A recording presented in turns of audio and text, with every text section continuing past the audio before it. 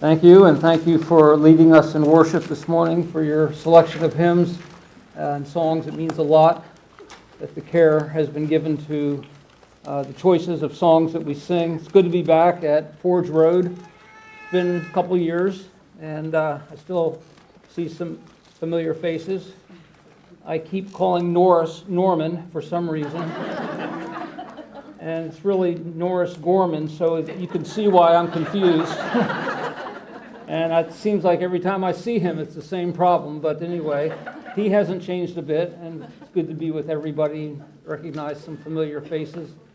My wife's not with me this morning. She's been sick for a few months with infections and that kind of thing, and we think it might be turning the corner, and hoping so. She had a procedure on Friday, so we'll trust in the Lord to make that effective.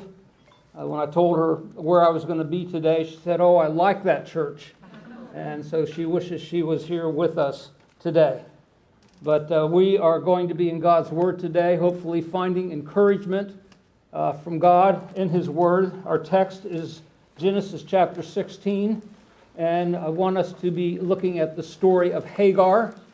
Whether you're familiar with this or not, right now you should be by the time we're done, at least enough to whet your appetite and perhaps want to get to know Hagar and her story a little bit better.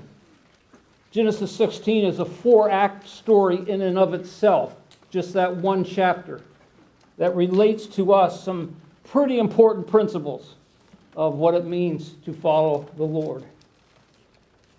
We find in Genesis that God is an adventuresome God. I think I can use that term in the sense that we would all understand that with God, things are not static. It's never boring around God. And the characters in the Bible who relate to God are never bored and never lacking in interesting things to do. And should I add to that, never lacking in complications in their lives. And we see this especially in the beginning with Abraham and Sarah, whose lives intersect with Hagar's in this passage. It's easy to miss the central idea of Abraham's and Sarah's story. We know a little bit about them, but when we contemplate the journey that they've been on, they have so much to teach us about what it means to walk with God. And it's never quite as simple as we might want to think. It's illustrated right at the start of Abraham's story. Before we get to Genesis 16, we can see that there's going to be a problem. The first encounter we have with Abraham is in chapter 11, where we're told that his wife cannot have children. And about 2 or 3 verses later, we find God promising him that he will have many descendants. I don't know if you see a problem there or not, but I suspect Abraham did. There's no record that Abraham reacted to that or said anything, but I'm sure he did. Not everything that happened with these people was recorded in the Bible.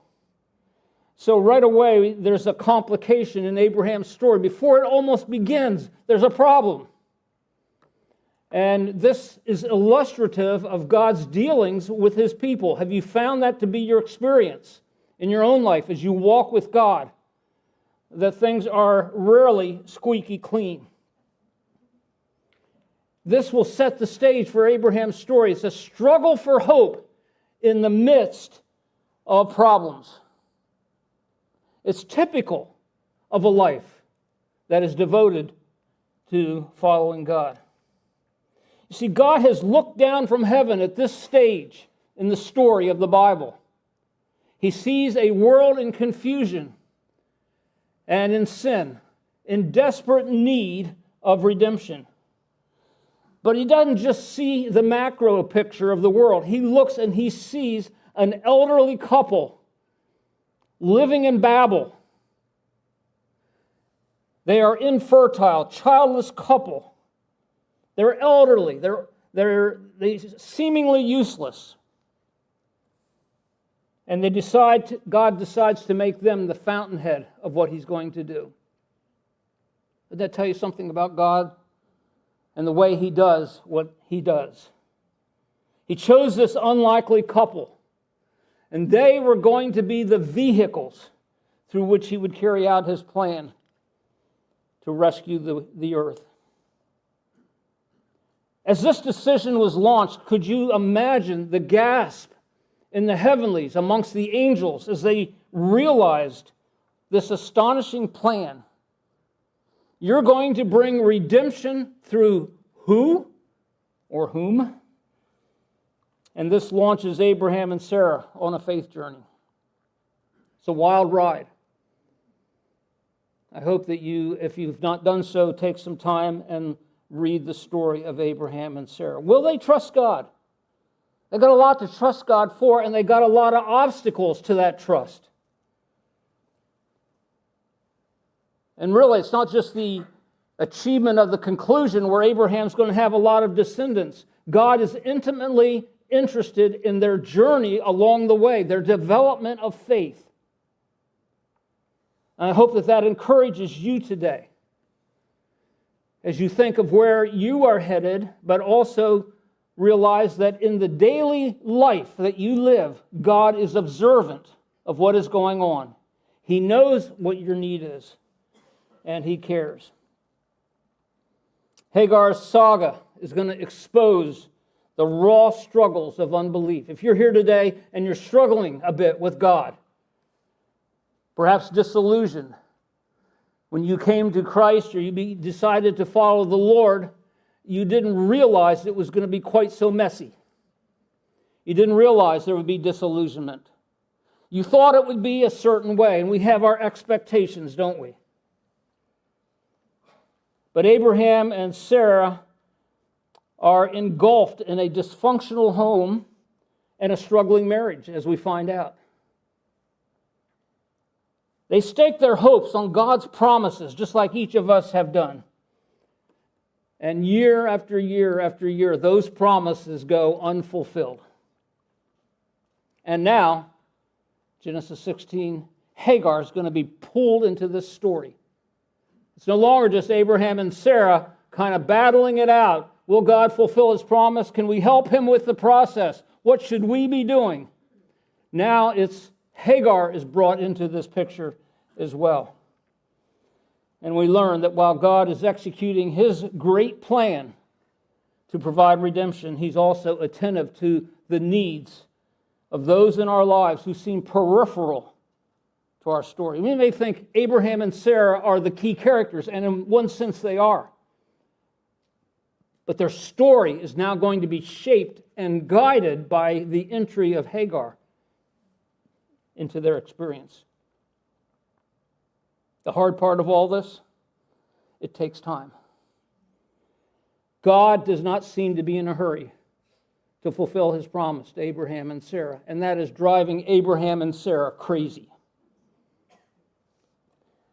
And by the time we come to Genesis 16, 10 years, a decade has elapsed since that first promise that was made to Abraham. 10 years. And it's not just 10 years. They're old. I felt old this morning when I got up. Abraham is 6 years older in this passage than I am right now. How did he feel? Maybe he had a better diet. I'm not sure. And so we notice the chronology. A couple key dates here. At age 75, God had said to Abraham, I'll make you a great nation. 10 years later, Genesis chapter 16, they still have no legitimate heir. Ishmael is born, but God makes it clear he's not the one. He's your son, but he's not the heir. And so the promise remains unfulfilled. And it's going to be another 15 years before Isaac, the genuine, legitimate heir, is born. What kind of God does that? And when you're in the middle of it, you may feel like you're being yanked around by God. He's playing with me. He doesn't care. He doesn't know how hard this is for me.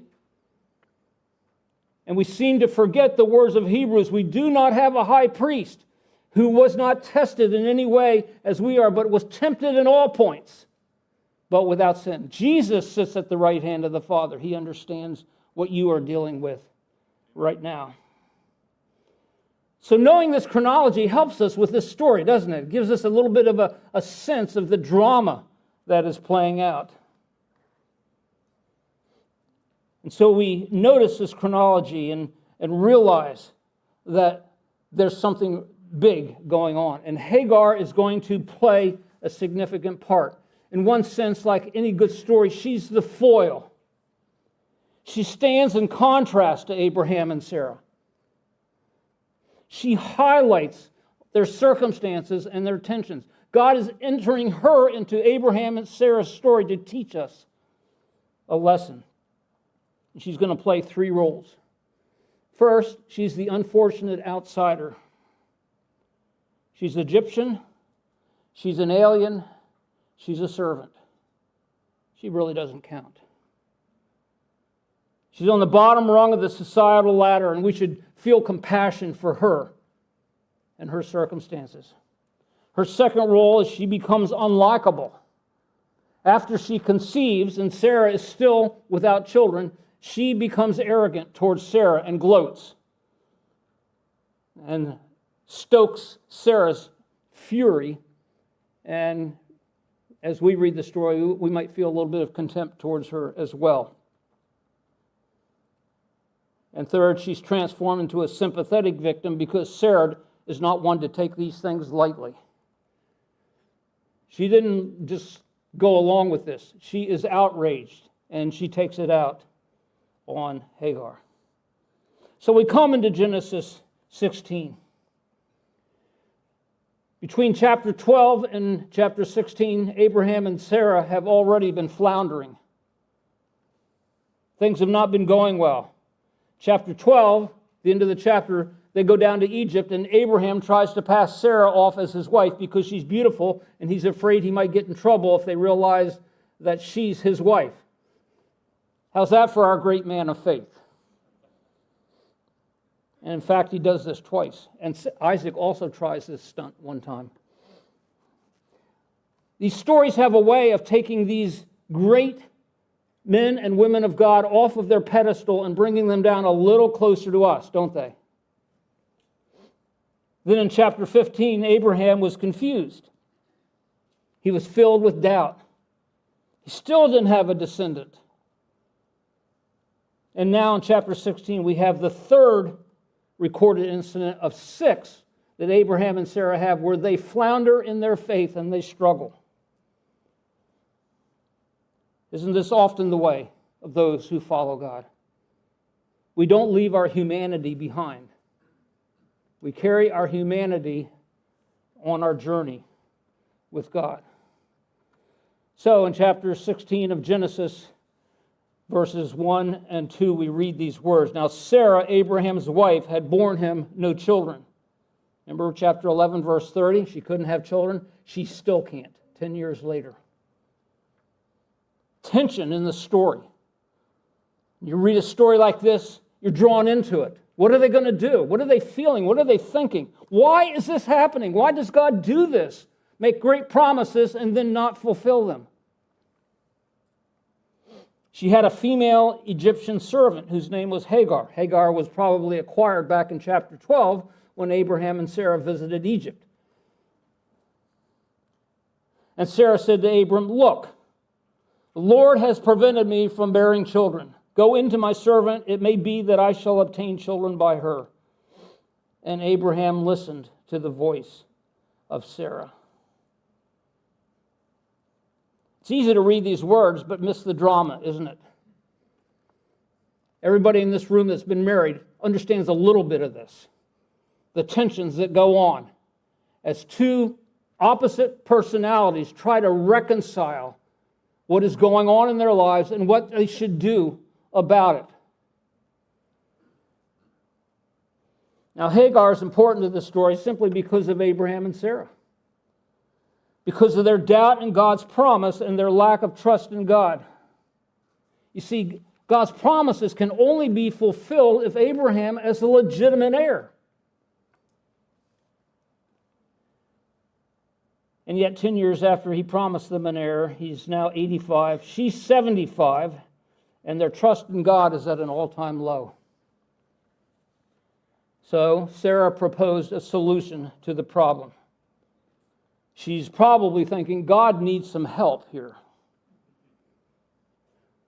We would never think that, would we? We would never say, well, maybe I should just do this. That might nudge God a little bit. That might move the process on a little bit quicker. Things are really dragging. That's Sarah. And we dare not look down our noses at Sarah because we probably all have done this. Stop to think about Hagar for a moment. The word Hagar means the alien. It's a combination of two words in Hebrew. Ha, H-A, is the definite article, the. Gar is the Hebrew word alien or sojourner. So she's the alien. That's a good way to remember her. She's outside. She's on the edges. Hey, Abraham and Sarah have their little thing going with their flocks and their tents and whatnot, and Hagar's over here taking care of Sarah, but never really on the inside of things. She's the classic outsider in this story. And all of this now is going to illustrate Abraham and Sarah's dilemma. And I hope you're plugging yourself into this story. There's a quote that I love. It goes like this: "We will face innumerable opportunities brilliantly disguised by God as impossible situations, so that He alone gets the glory and we can learn to trust Him more." I'm going to read it one more time. We will face innumerable opportunities. Notice that word opportunities. Brilliantly disguised by God as impossible situations. They're opportunities, but they look impossible, so that He alone gets the glory and we can learn to trust Him more. And now Abraham and Sarah are confronted with an opportunity. But it's in disguise. You see, our opportunities come to us in disguise. They look like obstacles. They look like impossible situations. They're disguised. They're actually opportunities, but they've been disguised. Understanding that can change the way we approach our lives as we think of how God is at work. When we recognize that, then we approach these impossible situations in a way that we want God to get the glory, and in the process, we're learning to trust Him more. If the opportunities were not disguised as impossible situations, we would not learn to trust Him more. We have to trust Him more because the situation, which is actually an opportunity, looks impossible. And Sarah's infertility creates an enormous obstacle. It's incompatible with the blessing and promises of God. He cannot fulfill His promises if Sarah and Abraham do not have a child. How would you respond to an interminable wait? Have you ever had to wait for anything a really long time, especially something that you felt was good, that God wanted to do in your life? Let's admit it. We're all lousy at waiting. Just be honest. You know, Psalm 40 verse 1 says, "I waited patiently for the Lord." But when I preach on that passage, I remind everybody the word patiently does not exist in the Hebrew text of Psalm 40 verse 1. That's not patient waiting. It literally says, I waited and waited and waited for God. I waited for God, not patiently. There is no patient waiting in the Bible for God's people. We don't wait patiently, but we wait. We have to. If we waited patiently, it wouldn't be an opportunity for growth. It would be easy.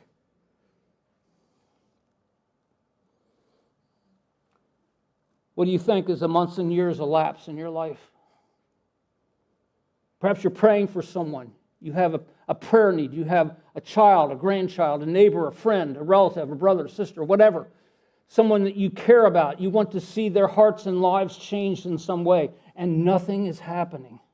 And you're waiting. Do we lose hope when that happens? Do we despair and say, well, I guess it's just not going to happen? When we think that way, I'm reminded of Isaac, Jacob, and Joseph in Hebrews 11, verses 20 to 22, where we're told that all three of those men on their deathbeds. That's an important feature. On their deathbeds, they blessed their sons. They're preparing to die. They're never going to see the fulfillment of those blessings. Those blessings will be fulfilled, and they believe it because it says by faith they blessed on their deathbeds. Which means they had to believe that these promises that they were speaking over their children, God would have to fulfill even if it meant it happened after they died. God doesn't need any of us around to answer our prayers. He hears our prayers. So what are Abraham and Sarah going to do in their doubt? Manipulate the circumstances, help God fulfill His promise? We move on in the text, verses 3 and 4. So Abraham had lived 10 years in the land of Canaan. He's now 85 years old. Sarah is 75. And so Sarah, Abraham's wife, took Hagar the Egyptian, her servant, and gave her to Abram, her husband, as a wife. And he went into Hagar, and she conceived. And when she, Hagar, saw that she had conceived, she viewed her mistress with contempt. You know, when you first read this story, you can skip over that. You might miss that. It's certainly not a feature that I would expect. But when you think about it, it's a natural response. You see, the tables have turned. Before this incident, Hagar was merely a maid, a servant. Before this incident, Sarah was an infertile wife, childless. Tables have turned. Now Hagar, the maid, is a proud surrogate mother. And she despises Sarah because Sarah has no children. And we're told at the end of verse 6, which we'll come to in a moment, that Sarah afflicted her for this. Sarah, meanwhile, is not one to take things lightly, and so she becomes vengeful towards Hagar. Meanwhile, Abraham took his golf clubs and went off somewhere to get away from all the stress. We don't know where Abraham is at this moment, but he doesn't want to be a part of this. And it's the typical Old Testament stories where there's two wives in any story, there's trouble. And we see this with the story of Hannah as well. Hannah had no children, 1 Samuel 1. Peninnah, second wife of Elkanah, had many.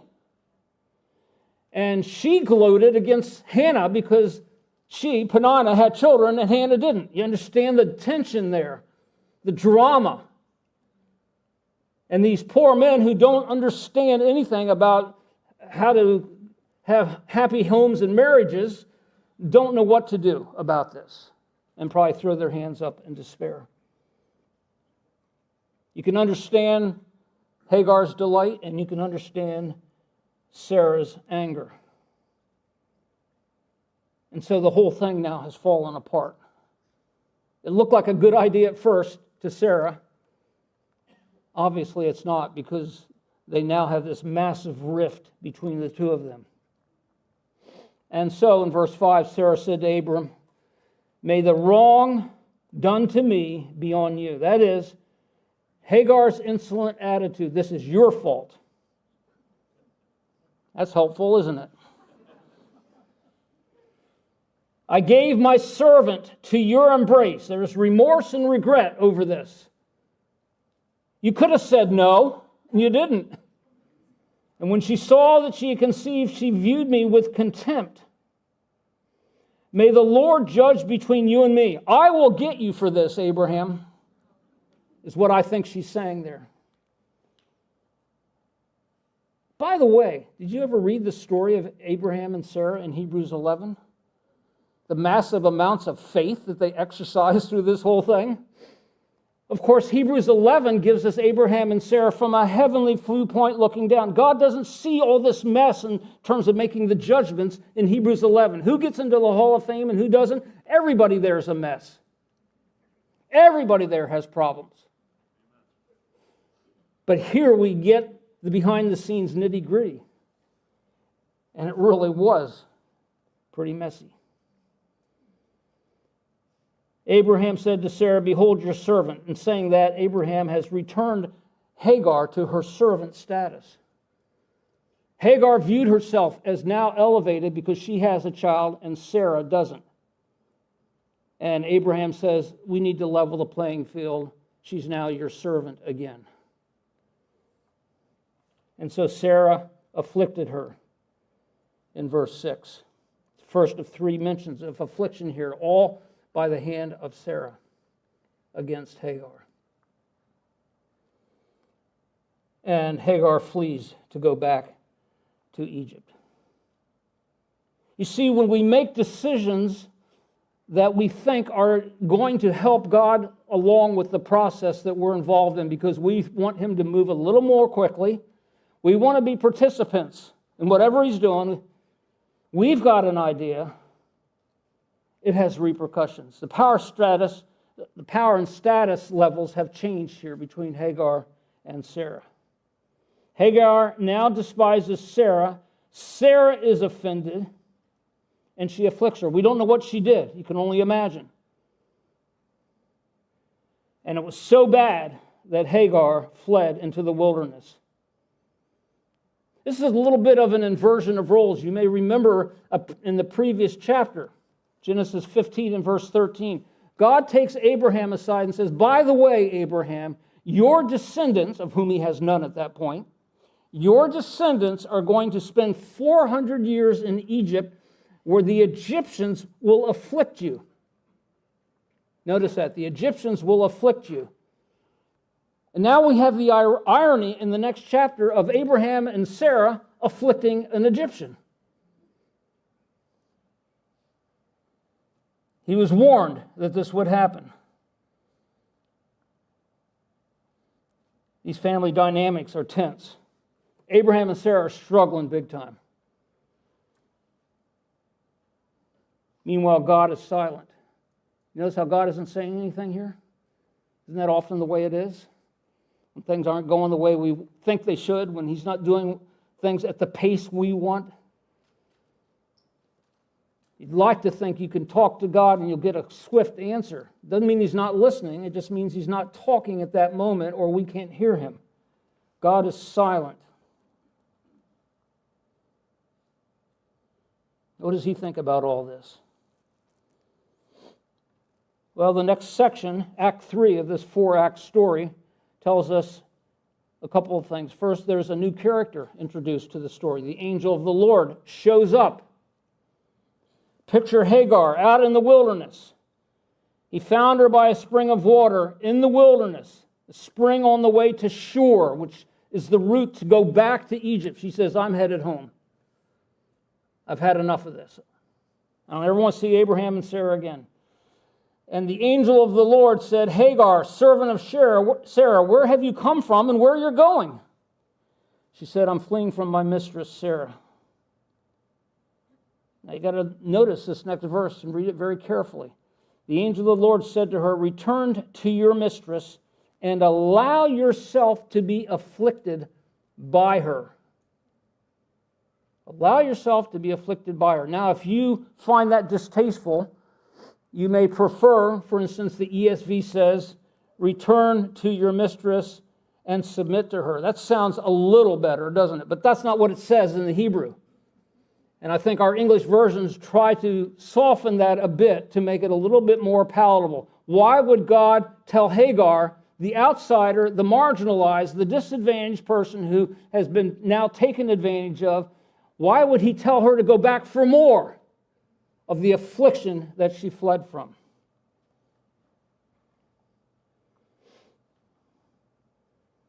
I think the answer is that God is working in Hagar's life as well. And this is a test for her, as we'll see in this passage. God has something for her.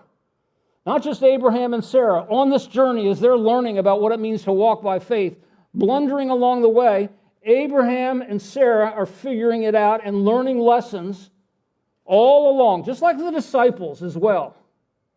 who seldom understood what Jesus was talking about or what he was doing. And so she needs to go back.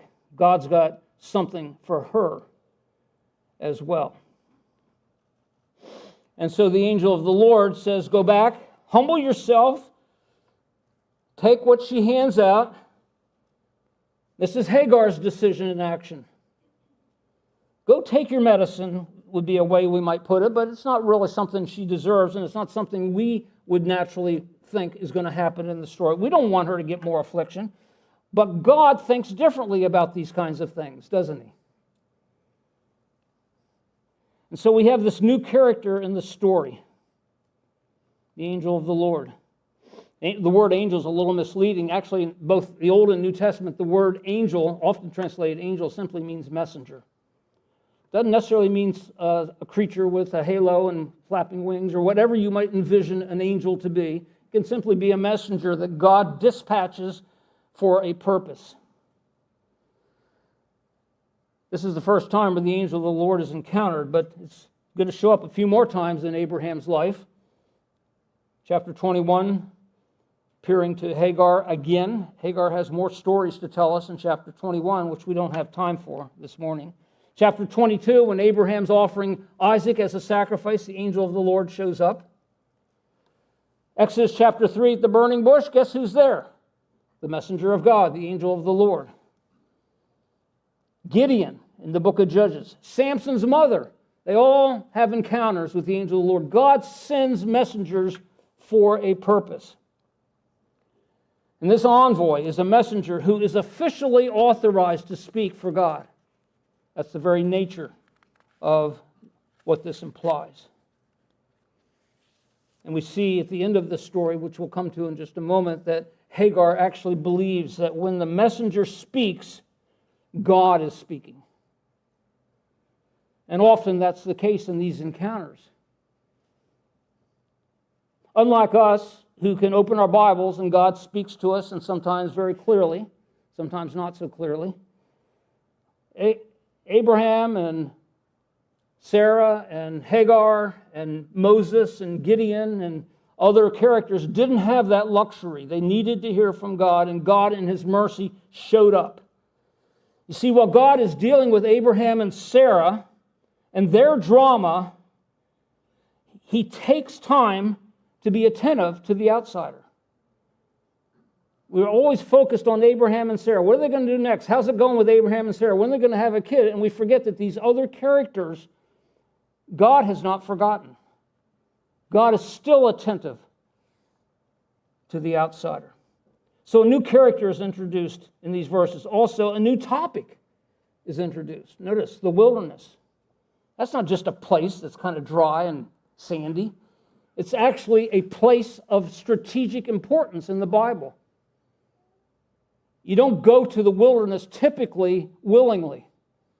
It's not the place you want to be. You want to be in the city, you want to be on your farm, you want to be in your tent. You don't want to be out in a barren, remote place. So it's odd then that godly people in Scripture often find themselves in the wilderness, the place of testing. Wilderness is where disillusioned souls learn to wrestle with disappointment with God, where we learn to confront our personal doubt in God and his promises. Why the wilderness? Well, it's the place where everything gets stripped away.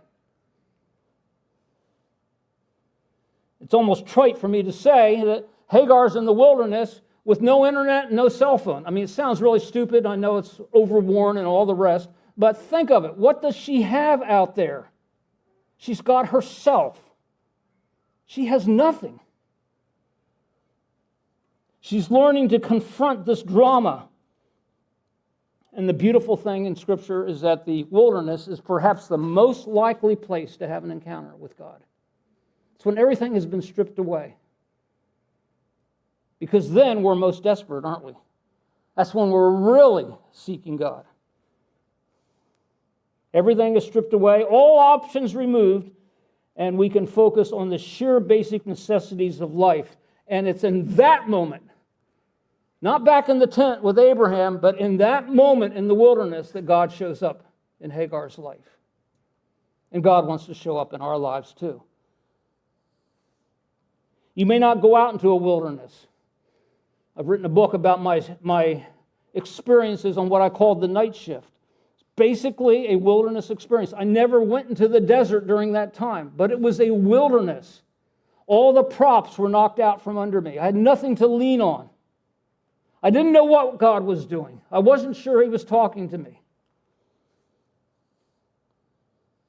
And godly people have always experienced that. Well, then the question is, how can it be that that Hagar can return to be afflicted?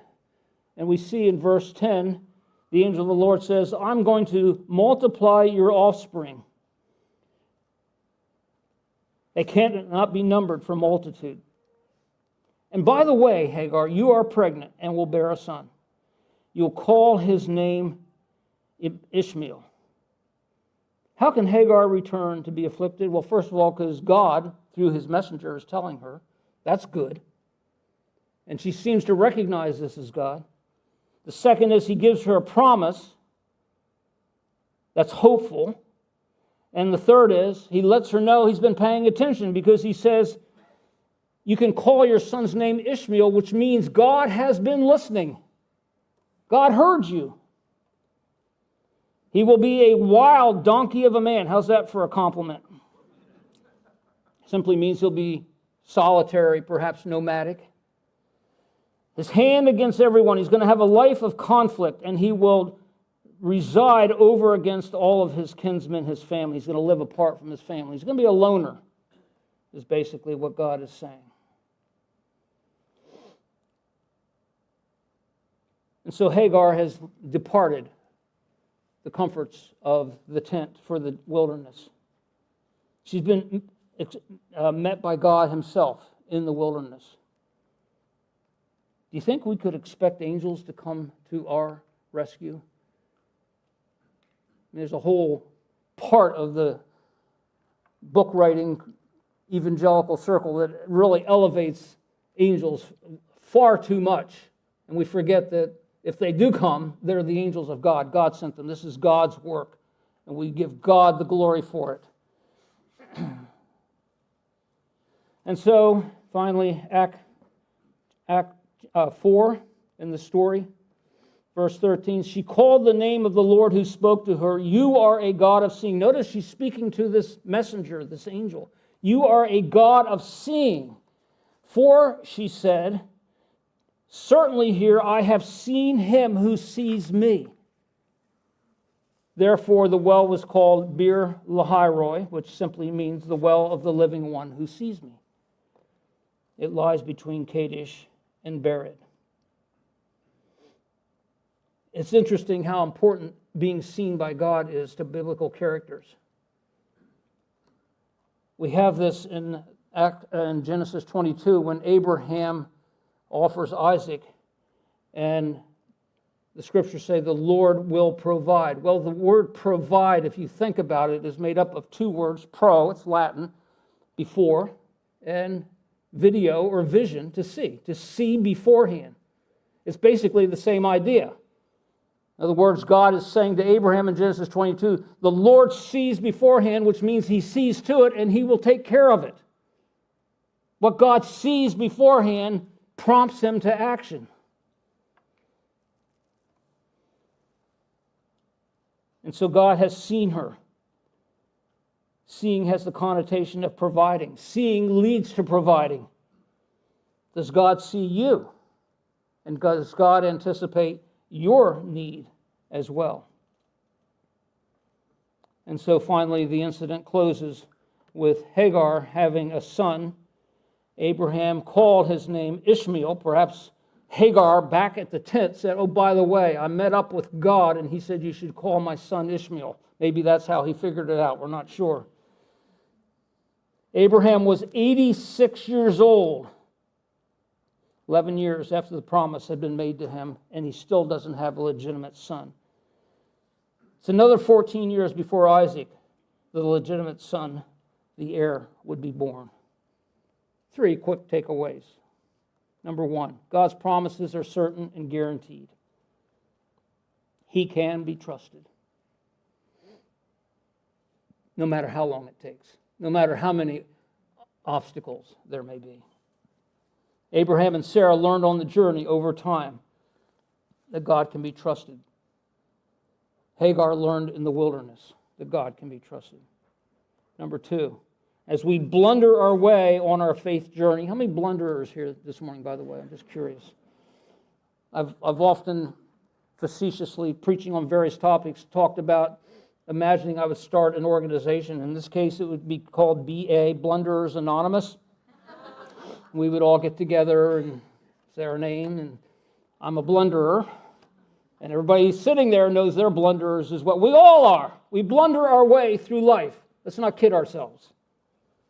So we blunder our way on our faith journey. God continues to be merciful and faithful to his followers and true to his promises. We are the company of blunderers. Don't be too hard on yourself, because God is not nearly as hard on us sometimes as we are on ourselves. And finally, number 3, even if our affliction should continue, especially with Hagar, she's got to go back for more affliction. Remember that. God will hear our plea for help. Even if we're on our deathbed, Isaac, Jacob, and Joseph assure us God will hear our plea for help, see us in our need, and provide whatever is required. I love that song that we sang earlier, I Depend on You. Such a simple song. That's it. Abraham and Sarah were still learning that lesson, to depend on God. When God says, I will do this, that's all we need. But it's really not all we need, so we have to struggle a bit.